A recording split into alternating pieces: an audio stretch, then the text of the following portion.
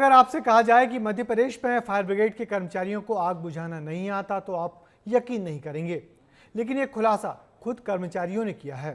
राजधानी भोपाल में 5 करोड़ रुपए की मशीन रखी रखी कबाड़ हो रही है क्योंकि फायर ब्रिगेड के कर्मचारियों को उसे ऑपरेट करना ही नहीं आता। क्या है पूरा मामला, इस रिपोर्ट में देखिए।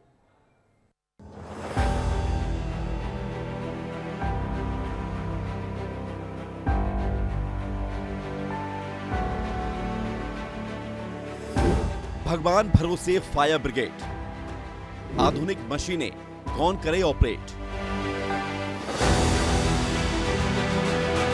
राजधानी भोपाल में फायर ब्रिगेड डिपार्टमेंट, वैसे तो आधुनिक सुविधाएं यहां पर हैं, लेकिन ये सुविधाएं किसी काम की नहीं, क्योंकि नगर निगम ने यहां काम करने वाले कर्मचारियों को ट्रेनिंग ही नहीं दी, जिसके चलते ना तो इनका इस्तेमाल हो रहा है और ना ही कर्मचारी समय रहते आग पर काबू कर पा रहे हैं। अब इस फायर ब्रिगेड को ही देख लीजिए। 5 करोड़ रुपए की यह फायर ब्रिगेड अत्याधुनिक है। 50 मीटर तक ऊपर जाकर आग बुझाई जा सकती है, लेकिन ये 4 सालों से पुलिस कमिश्नर ऑफिस में खड़ी खड़ी धूल खा रही है। वजह यही है कि कर्मचारियों को इसे ऑपरेट करना ही नहीं आता।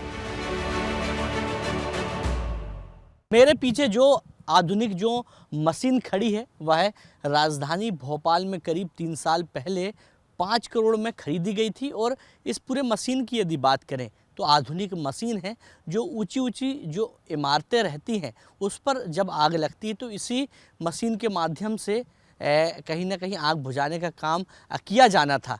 मगर अभी भी ये जो पूरी मशीन है वह है कमिश्नर कार्यालय की पार्किंग पर खड़ी हुई है।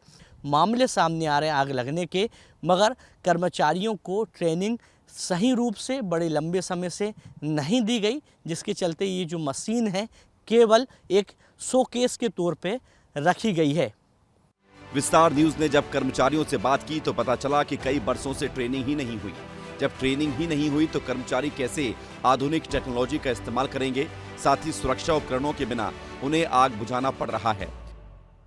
नगर निगम हमारे लिए कोई ट्रेनिंग नहीं देती है, ना कोई संसाधन ना कोई है। हम तो ऐसे काम कर रहे हैं सर कि जैसे कल हमसे 6 महीने में ट्रेनिंग दी जाए फिट की। नहीं, एक BSED और एक फायर सूट से आग नहीं बुझती है सर। जितने फायरमैन है सभी के पास होना अनिवार्य रूप से जरूरी है। हाँ, भी नहीं है किसी के पास नहीं, आधुनिक टेक्नोलॉजी के हिसाब से तो ऐसी कोई हमें ट्रेनिंग नहीं दी गई है। इस दौरान कर्मचारियों का दर्द भी सामने आया।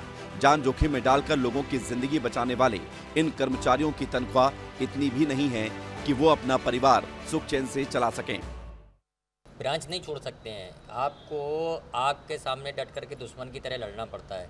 जैसे एक हमारी सीमा पर फौजी जो है काम करता है, ऐसे ही हम लोग भी अपनी जान जोखिम में डाल करके फायर पे काम करते हैं। चाहे आप किसी भी कंडीशन में हो, आप गिर रहे हो, आपको गमबूट पहनना है, आपका सेफ्टी शूज़ होना चाहिए, हेलमेट होना चाहिए, है ना, हैंड ग्लव्स होना चाहिए, एल्वेस्टर सूट होना चाहिए, BSED होना चाहिए। फायर में बहुत बारीकियाँ हैं और फायर मैन उसी को अगर फॉलो करेगा ना तो ही जिंदा रह पाएगा।